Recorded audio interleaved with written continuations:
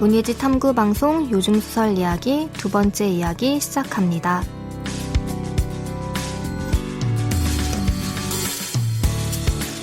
안녕하세요. 저는 이주영입니다. 네, 안녕하세요. 저는 차경희입니다.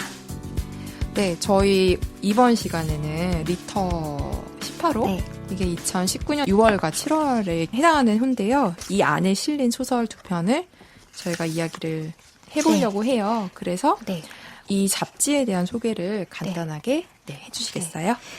일단 리터 같은 경우에는 워낙에 그 새로운 문예지를 표방하면서 나왔기 때문에 문학을 좋아하는 분들한테는 그다지 낯설진 않을 것 같아요. 일단은 격월간으로 출간이 되고 있고 민음사라는 출판사에서 내고 있고요.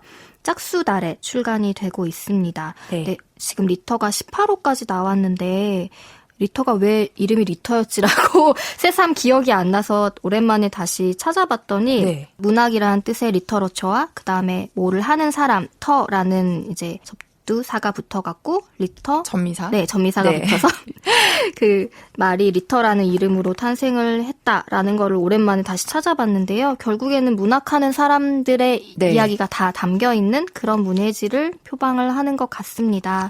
그리고 리터의 특징은 항상 커버 스토리라고 해서 매호 키워드가 다 다르게 있어요. 뭐 여러 가지 그때 이제 시류에 맞는 것들을 선정을 하는 것 같은데 저희가 소개해드릴 리터 18호의 경우에는 BOPO라고 해서 바디 포지티브라는 이제 자기 신체를 긍정하는 그런 캠페인에 대한 주제로 지금 구성이 되어 있는데요. 잘 목차를 보시면 아시겠지만 리터 자체는 이제 플래시 픽션이라고 해서 단편보다 짧은 옆편이 앞쪽에 항상 실려 있어요. 그러니까 거의 원고지 20매 내외 정도라고 들었는데 단편으로 보기에는 짧기 때문에 항상 이 주제에 맞는 좀 톡톡 튀면서도 강한 메시지가 담겨있는 소설들이 흥미롭게 실려있는 코너가 있고요. 그 다음에는 이슈 코너에서는 이제 다양한 분야에서 글을 쓰고 자기 목소리를 내는 분들이 그 매호의 키워드에 어울리는 글들을 써서 에세이 코너가 꾸려지기도 하고 그 다음에 에세이 코너는 이제 에세이임에도 연재를 하고 있는 형식을 취하고 있어서 다양한 방식과 다양한 이야기가 들어가 있는 코너가 있고요. 그다음에 인터뷰 같은 경우에는 이 리터라는 잡지를 각인시키는데 좀 많이 이슈가 됐던 것 같아요. 그래서 읽는 존재, 읽는 당신이라는 인터뷰에서는 문학과 조금 무관해 보이는 뭐 연예인도 있고 다양한 계통에서 일을 하고 있는 분들의 인터뷰가 실려 있고, 그러니까 독자에 대한 인터뷰라고 볼 수가 있고, 그다음에 쓰는 존재는 작가가 작가를 인터뷰하는 형태로 좀 그 시기에 흥미롭게 접근해 볼 만한 작가들을 소개하는데 이번 18호에는 김세희 작가가 백수린 작가를 인터뷰를 했어요. 그래서 백수린 작가님 좋아하는 분들은 이 인터뷰 읽어보시면 그리고 이제 작가가 작가를 인터뷰하다 보니까 글쓰기에 대한 이야기들이 많이 있어서 조금 더 흥미로운 관점으로 인터뷰를 접해보실 수 있을 것 같고요. 단편 코너가 있는데 픽션 코너에서는 이제 우리가 일반적으로 알고 있는 분량의 단편들이 실려 있어요. 그래서 이번 호에는 최영건, 백가은, 최은미 작가님의 작품이 실려 있습니다. 포엠에서는 이제 시 들어있고 리뷰 같은 경우에는 리터의 장점이라고 할 수 있는데 보통의 문예지들이 리뷰에서 다루는 책들이 조금 묵직한 것들이 많은데 리터의 리뷰는 그거보다는 조금 상대적으로 접근하기 친근한 책들을 많이 다루는 것 같아요. 그래서 그 시기에 출간이 된 거라든지 조금 흥미로운 주제로 돌아볼 수 있는, 그러니까 독자가 좀 접근하기 쉬운 책들에 대한 리뷰가 실려 있어서 누군가에게 책을 추천받고 싶거나 내가 읽었던 책에 대한 다른 사람의 의견이 궁금할 때 읽어보면 좋을 것 같습니다. 저희가 이제 리터의 18호에 실린 꼭지들을 간단히 소개를 해드렸는데 저희가 오늘은 플래시 픽션에 있는 김초엽 작가님의 소설 사이보그 포지티브라는 작품과 픽션 코너에 실려있는 최은미 작가님의 운내를 소개해보려고 하는데요. 먼저 김초엽 작가님 작품부터 한번 볼까요? 이제 주영님과 제가 하나씩 맡아서 소개를 해드리기로 하고 고민을 하다가 플래시 픽션이 사실 이 방송에서 소개하기에는 분량이 워낙 짧기 때문에 할 수 있는 이야기가 많지는 않겠다라고 생각은 들었지만 그럼에도 김초엽 작가님의 소설을 많은 분들이 좋아하고 있고 네. 저도 관심을 갖고 읽고 있는 중이라 이 한 꼭지를 소개하고 싶었고요. 그리고 꼭 그 이유가 아니라 사이보그 포지티브라는 이 소설 자체가 정말 딱 이 리터 기준의 한 장이면은 한 장도 채 되지 않는 분량인데 많은 생각을 하게 만들어요. 그래서 읽었을 때 오히려 읽은 분량보다 더 다양한 이야기들이나 이 안에 등장하는 소재 같은 것들을 찾아보게 만드는 소설이라 소개를 해드리려고 했습니다. 일단은 김초엽 작가님에 대해서는 많은 분들이 요즘에 가장 큰 주목을 받고 있는 작가님 중에 한 분이니까 잘 아시겠지만 원래부터 소설을 썼던 것은 아니고 포스텍 화학과를 졸업하고 생화학 석사학위까지 받았고 그다음에 다른 소개를 찾아봤더니 바이오 센서를 만드는 연구를 얼마 전까지 하셨다고 하더라고요. 근데 네. 너무너무 무지하여 바이오 센서가 무엇인지 찾아봤는데 네. 결국에는 이제 생화학적인 것들을 이용한 기술 개발 같은 거로 볼 수 있더라고요. 그게 뭐 인간의 이제 질병을 치료한다던가 다른 것들에 대한 소재로 쓰일 수 있는 그런 것들을 연구를 하는데 지금 리터에 실린 사이보그 포지티브 안에서도 인체의 눈을 대신할 수 있는 기계의 눈을 개발하는 회사의 이야기가 나와요. 그래서 김초엽 작가님이 연구했던 것과 연관되는 것들이 이렇게 소설에 등장하는구나라는 게 신기하더라고요. 김초엽 작가님은 SF 소설을 쓰는 소설가이고 그다음에 2017년에 관내분실이라는 작품이랑 우리가 빛의 속도로 갈 수 없다면 이라는 작품 2개로 제2회 한국과학문학상 중단편 대상과 가작을 동시에 수상하면서 작품 활동을 시작한 조금 독특한 이력의 작가님이십니다. 네. 작가님입니다. 너무 똑똑하신 분이네요. 네, 그래서 되게 많은 분들의 관심을 받을 만한 이력을 갖고 있기도 하고 SF 소설이지만 조금 덜 어렵다고 표현하면 어울리는 표현일진 모르겠지만 좀 상상의 여지가 남겨지는 이야기들을 굉장히 아름다운 문장과 이야기로 좀 담아내는 매력적인 소설들을 계속 쓰고 있는 작가님이세요. 그래서 그런 애정을 갖고 이 소설을 봐서 조금 더 좋게 재미있게 읽지 않았나 싶은데요. 혹시 주영님은 이 소설 어떻게 읽으셨어요? 저도 경희님이랑 비슷한 느낌이었는데 일단은 아이보그사에서 홍보 모델 제안이 온 건 3주 전이었다라는 첫 문장이잖아요.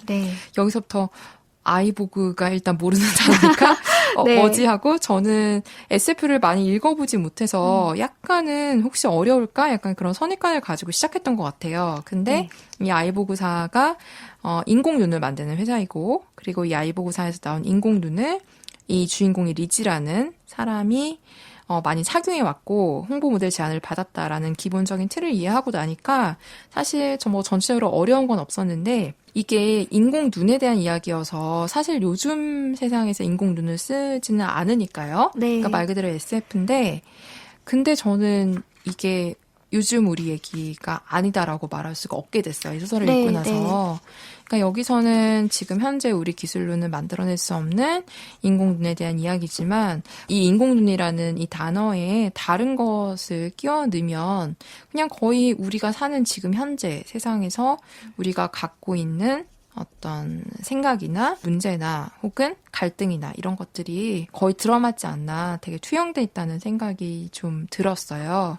특히나 저는 조금 서늘했던 게요. 이야기 자체가 크게 갈등이 있어 보이진 않는데 제가 가장 서늘했던 부분은 마지막에 리지가 소셜미디어 DM창에서 받은 메시지 내용이었어요. 언니, 저도 언니와 같은 모델을 쓸까요? 저는 보통 눈을 가지고 있는데 기계 눈을 가지고 싶어요. 여기서 저는 약간 소름이 돋았거든요. 그러니까 이 리지라는 친구도 주인공도 원해서 일부러 인공눈을 끼운 것이 아니라 사고로 눈을 잃었기 때문에 인공눈을 끼우게 된 것인데 눈을 다치지 않은 사람도 아름다우니까 이게 예쁘니까 더 예뻐지기 위해서 기계 눈을 가질까? 가지고 싶어요 라는 욕망을 드러내는 부분들이 그냥 너무 지금 제가 살고 있는 이 현재와 다르지 않다는 느낌이 들어서 여기서 소름이 확 끼쳤던 것 같아요.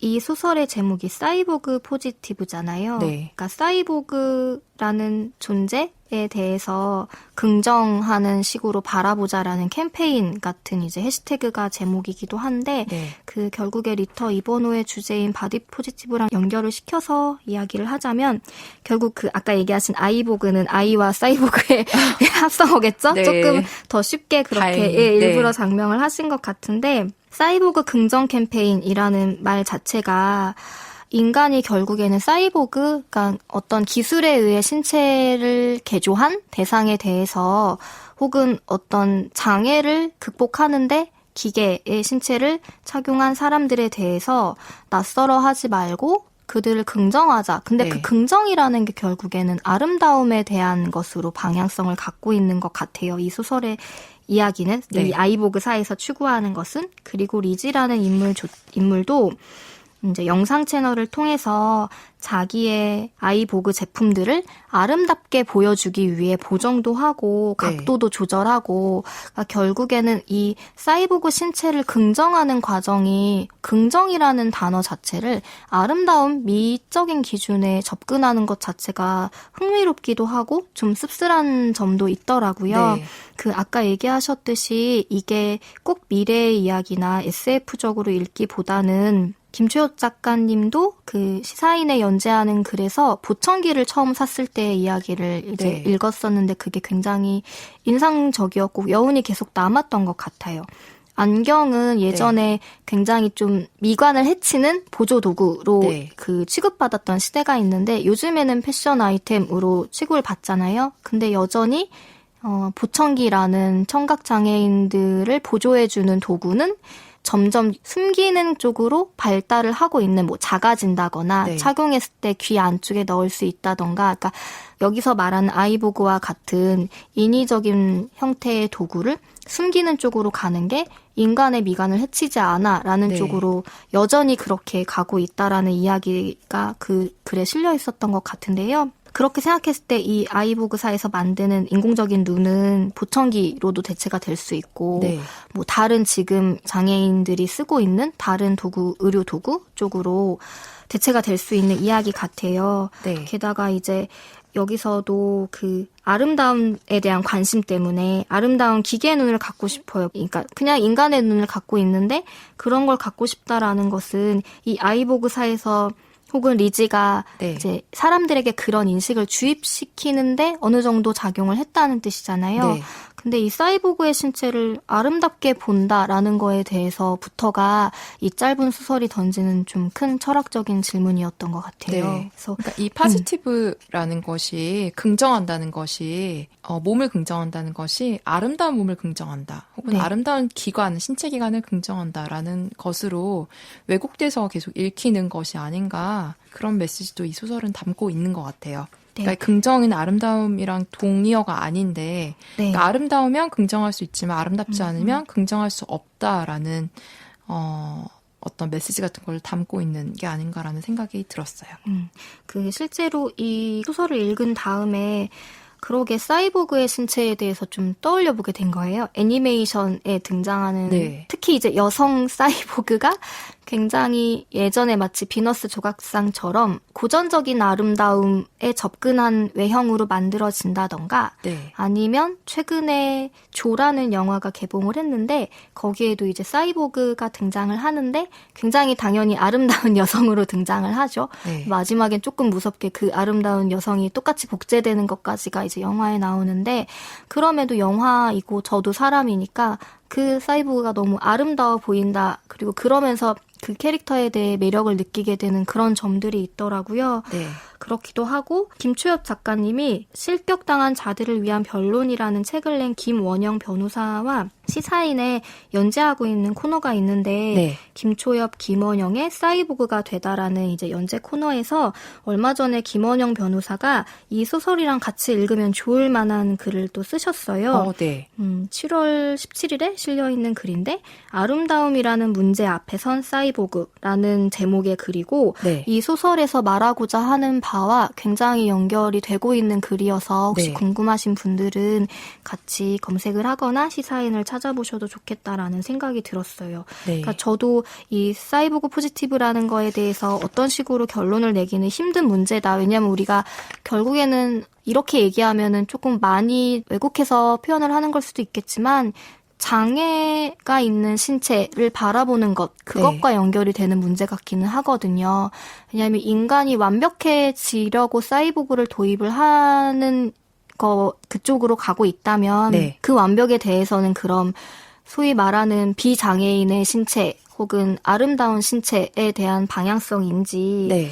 그리고 여기서도 그 영화를 볼 때 당시에 충격적이기도 했지만 킹스맨이라는 영화에서 왜 악역으로 등장하는 여성 캐릭터 중에 네, 가젤. 네, 일반적이지 않은 의족을 하고 있는 캐릭터가 등장하는데 누군가는 그거를 굉장히 섹시한 대상으로 보는 의견들을 보고 약간 충격받기도 했고, 그러니까 기계 몸을 아름답게 봐 이거에 충격을 받은 게 아니라 기계 몸을 장착하고 있음에도 어떤 성적인 매력을 추구한다라는 것 자체가 그 영화를 봤을 때 시각적으로 다가오고 그 안에서 맥락에서도 조금 충격을 받았던 것 같아요. 네. 그래서 김초엽 작가님의 이 소설에서 그런 문제들을 던지는 것 자체가 어떻게 보면 SF 소설을 읽었을 때 인간이 앞으로 나아갈 세상에 대한 생각을 해보게 되는 그런 계기도 되는 것 같고 조금 여러 가지를 생각을 해보면서 소설을 좀 곱씹어보는 그런 독서를 했습니다. 네. 그 김초엽 작가님이 꼭 신체나 그런 거에 대해서 그러니까 본인이 전공했던 것에 대해서만 쓰진 않고 다양한 소재를 가지고 과학 소설을 쓰고 계신데 얼마 전에 이제 첫 소설집 우리가 빛의 속도로 갈 수 없다면이라는 소설집이 나왔고 이 책도 읽어보시기를 굉장히 권유를 해드리고 싶어요. 일단은 꼭 SF 소설을 접해보지 못한 분도 아름다운 이야기로 읽어낼 수 있는 소설들이 실려 있고 그리고 이제 첫 번째에 실려 있는 단편에도 개조자라고 인간의 유전을 조작해서 완벽한 형태 혹은 나의 아이의 재능까지도 조작할 수 있는 그런 이야기들이 나오거든요. 네. 그래서 이 리터의 소설과 연결해서 읽을 수 있는 다른 소설들도 있기 때문에 같이 읽어보시면 좋겠다는 생각입니다. 네. 이렇게 김초엽 작가님의 사이보그 포지티브에 대해서 이야기를 나눠봤습니다. 저희 그러면 최은미 작가님의 운내로 넘어갈게요.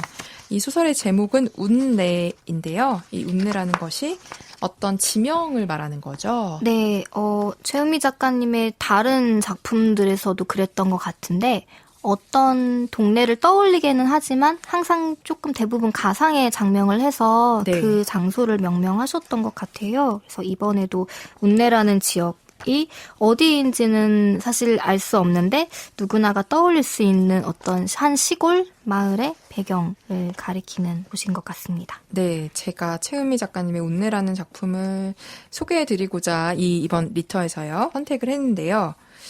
그냥 최은미 소설이다라는 느낌이 초반 몇 페이지만 읽으면 저는 딱 나오는 것 같아요. 그냥 작가 이름 가려도 이건 최은미야. 약간 이런 걸 느낄 수 있는데 그 이유가 약간 집요하리만큼 섬세한 묘사? 그리고 약간 특유의 분위기 조성에서 나오는 것 같아요. 네. 특히 그 특유의 분위기라는 것이 뭔가 좀 안 좋은 일이 일어날 것 같은데? 라는 약간 긴장감 같은 것도 저는 여기서 약간 느꼈고요. 그러니까 문장과 문장 사이에 어린 불길함이나 음산함 같은 것이 이상하게 풍겨져 나오는 약간 그런 느낌이 좀 들었어요. 그리고 약간 이 작품에는 저는 최은미 작가가 약간 즐겨 쓰는 느낌의 소재라는 생각이 들었는데 산주님이라는 그 명칭이 등장을 하고요.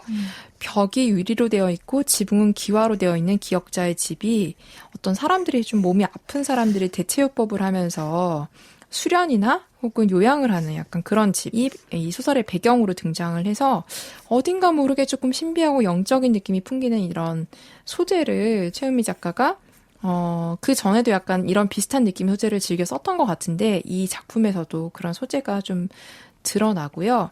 이 소설의 줄거리를 간단하게 설명을 해드리면 현재 이제 성인 여자인 나가 과거에 13살 무렵에 2달간 머물렀던 운내라는 마을에 있었던 일을 회상하는 게 이 소설의 큰 구조인데요. 당시에 초등학교 6학년이었던 내가 가족과 떨어져서 운내라는 곳에 보내지고 이 운내라는 곳에서 동갑인 이제 먼 친척같이 보이는 승미라는 여자아이와 함께 살면서 겪게 되는 이야기를 그린 작품입니다. 제가 최은미 작가님 소설 중에 9번째 파도라는 장편 소설을 굉장히 좋아하는데 네. 그 9번째 파도도 결국 아픈 사람들에게 약을 주는 네. 약에 중독되게 만드는 어떤 사회에 대한 이야기들이 좀 무섭게 등장을 하잖아요. 근데 네. 이 운내의 산주님도 아픈 사람들을 치료하는데 그게 뭔가 의심쩍은 방식이라는 거를 뒤에서 밝히는 그 점점 좁혀가고 분위기를 풍기고 그거를 또 아이들의 청소년들의 눈으로 묘사를 하게 만드는 게 정말 읽으면서 최은미 작가님 여전히 너무 읽는 사람의 신경을 되게 긁는다고 느낄 정도로 네. 정말 집요하게 쓰시는구나라는 거에 대해 감탄 아닌 감탄을 하면서 읽었던 것 같아요. 네. 제가 이 소설을 왜 소개하고 싶었는가에 대해서 말씀을 좀 드리고 싶은데 저는 읽는 재미랑 또 읽고 난 뒤에 남는 이상한 기분 같은 것 때문이었던 것 같아요. 그리고 기본적으로 완성도가 너무 좋고요. 그러니까 어떤 소설은 그 작품이 품고 있는 주제의식이 마음에 들어서 좋아하기도 하고 또 어떤 소설은 이야기 자체가 흥미롭고 또 어떤 소설은 캐릭터가 매력적이고 이런데 이 작품 같은 경우에는 다음에 무슨 일이 일어날까, 다음에 어떤 일이 생길까, 이들은 무슨 비밀을 품고 있을까 이런 긴장감이나 궁금증을 끊임없이 생성하면서 독자들을 끌어당긴다는 느낌이 들었습니다. 근데 거기에 이제 최은미 특유의 집요한 묘사들과 분위기 조성에 한몫하는 소재들 아까 말씀드린 그런 뭐 약초 베개, 만병의 근원은 피떡이다, 뭐 수련방, 백목련 봉우리, 뭐 사혈, 청혈 이런 단어가 나오는데 당장이라도 무슨 일이 일어나도 이상하지 않을 것 같은 그런 느낌을 계속 풍기면서 독자를 좀 사로잡는 분위기가 있는 것 같고요. 그래서 이제 결국은 암시적으로 드러내고는 있지만 결말이 되게 비극적인데 이런 사건의 전개를 약간 보면서 결말을 얘기하면 안 되겠죠? 네. 네. 결말에 역시 최은미라는 작가는 타협을 하지 않는구나. 끝까지 밀어붙이는구나. 약간 이런 것을 좀 다시 한번 실감하게 됐던 작품이었습니다. 공감을 하는 게 밀어붙이는구나라는 거에서 이제 그만 괴롭혀도 되지 않을까라는 생각을 너무너무 좋아하는 소설들이지만 네. 했던 것 같아요. 왜 이렇게까지 끝까지 인물들을 어느 지점까지 데려가야 했을까? 물론 그 데려갈 수 있는 게 최은미 작가님 소설의 가장 강점이기도 하겠지만 그 안에 있는 인물들이 그러니까 더 끝나고 생각이 나는 것 같아요. 계속 잘 살아갈 수 있을까? 그런 기억들을 갖고 혹은 그런 일들을 겪은 인간은 그 다음에 어떻게 되는 걸까라는 생각들을 하면서 소설을 읽은 후에도 그 인물들이 좀 여전히 살고 있을 것 같고 여전히 어떤 어두컴컴한 곳에서 수상한 상황에서 살아가고 있을 것 같은 생각이 들게 만드는 것 같아요. 네, 그래서 약간 다 읽고 나면 조금 쎄한 느낌이 들었어요. 약간 으스스함이랑 약간 다른 꺼림직한 찝찝한 데 서늘하고 약간 이런 느낌이 저한테 계속 남아서 나중에 운내라는 작품을 기억하게 된다면 줄거리는 까먹을 수 있지만 그런 기묘함 같은 건 남아있을 것 같다는 생각이 들었고요. 저는 이 암시적으로 드러내는 부분의 탁월함을 한번 좀 얘기를 하고 싶은데 이 13살의 나가 운내에서 승미를 이제 만난 뒤에 운내를 떠난 뒤에는 승미를 더 이상 만나지 못하는데 승미에게 어떤 일이 일어났는지 알면서도 되게 모른 척하는 화자의 태도나 기술 방법 또 그런 감춤들이 만들어내는 세련미 같은 것이 돋보였던 작품이었고 그래서 이 작가가 어디까지 감추고 또 어디부터 드러내야 하는지를 너무나 영리하게 알고 있다는 느낌이 들어서 이 작품의 매력을 더한다는 생각이 들었고요. 그래서 약간 최은미 작품에서 느껴지는 어떤 징글징글함이 이번에도 탁월하게 드러났다. 네, 이것은 칭찬입니다. 네, 그런 생각이 들었고요. 저는 또 재밌었던 게 여기에 독특한 단어들이 나오죠. 맞아요. 네, 되하다, 쓰리쓰리하다, 네, 냄새도 이제 운내라는 걸 냄새로 이제 표현하고요. 어떠셨어요? 언어에 대한 이야기가 끝말잇기를 하는 이제 놀이에서 시작을 하잖아요. 그러다가 그런 아이들끼리의 은어를 만드는데 그게 어떤 뜻인지 막 사전처럼 설명하진 않아도 그냥 그들의 대화에서 어느 시점에 이 말이 등장하는지를 보면서 그 묘하고 징글징글한 것들이 더 극대화된 것 같아요. 그리고 끝에 가면 이게 소설이고 글자로 이루어진 형태로 우리가 읽음에도 네. 모음을 탈락시키거나 하는 식으로 초성만 쓰는 시도를 하시더라고요. 네. 근데 그것조차도 나중에는 뭐 욕설이라던가 어떤 단어 같은 거를 모음을 없애고 쓰는데 네. 그게 더 끔찍하게 느껴지기도 하고 네. 상상하게 만들기도 해서 제가 뒤에 나오는 어떤 거는 하나 이거는 뭘까라는 생각을 했던 점도 그 모음이 탈락한 그런 네. 단어도 있었는데 어쨌든 그런 효과가 소설은 눈으로 읽는 거라고 생각을 했을 때 네. 이 시각적인 것까지 집요하게 여기에 표현해 넣으셨구나라는 생각에 조금 네. 감탄도 했지만 정말 징그럽다라는 네. 생각을 했던 것 같아요. 이게 마지막에는 왜 그 화자인 나가 네. 어떤 특징을 갖고 있잖아요. 네. 말을 할 때 네. 폭발하는 것들을 참을 수 없는 그런 네. 기질을 갖고 있는 거에 대해서 묘사가 초반보다는 소설의 중반 정도에 등장을 하잖아요. 네. 근데 네.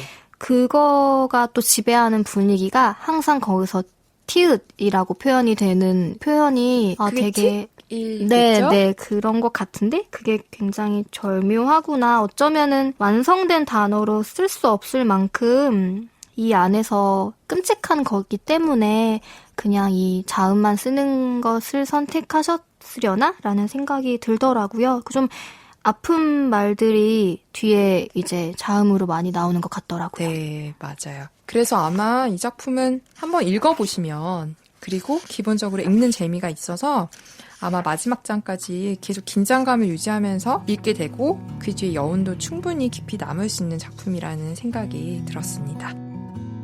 문예지 탐구방송 요즘 소설 이야기 이번 시간에는 리터 18호에 실린 김초엽 작가의 사이보그 파지티브와 최은미 작가의 온내를 살펴봤습니다. 다음 시간에는 악스트 2019년 5월, 6월호 그리고 7월, 8월호에 실린 소설과 또 시에 대해서 이야기를 나눠볼 건데요. 시는 특별히 송승헌 시인님께서 출연하셔서 여러 이야기를 나눠주실 예정입니다. 저희는 최은미 작가의 운내의 일부를 경희님이 낭독해드리면서 다음 시간에 인사드리겠습니다. 들어주셔서 고맙습니다.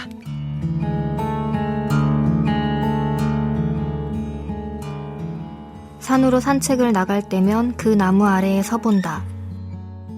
키가 큰 목련나무 아래에 서서 위를 올려다보면 목이 아프도록 꽃과 하늘을 올려다보면 우둥지가 빙글빙글 돌아 나도 모르게 나무 기둥을 껴안게 된다.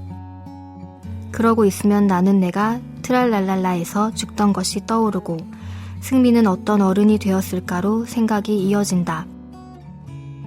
왠지 승미는 울 때 뺨을 닦지 않고 턱을 닦는 여자가 되었을 것 같아 생각한다. 다 울고 난 뒤에야 눈물을 닦는 여자, 그러니까 좀 청승맞은 여자. 잘 있다가 갑자기 시계에 귀를 대보는 여자가 되었을 것도 같다. 오래 자는 사람의 심장에 귀를 대보듯이 시계에 귀를 대보는 여자. 어쩌면 짧고 외로운 낮잠을 자는 여자가 되었을지도 모르겠다. 깨고 나면 여기가 어딘지 한참을 생각해야 하는. 13살이었을 때 나는 운내에 간 적이 있었다. 지금 이곳엔 15칸의 방이 있고 나는 그중 하나를 항상 비워둔다. 비가 오든 눈이 오든 낮이든 밤이든 나는 그 방에 불을 켜둔다.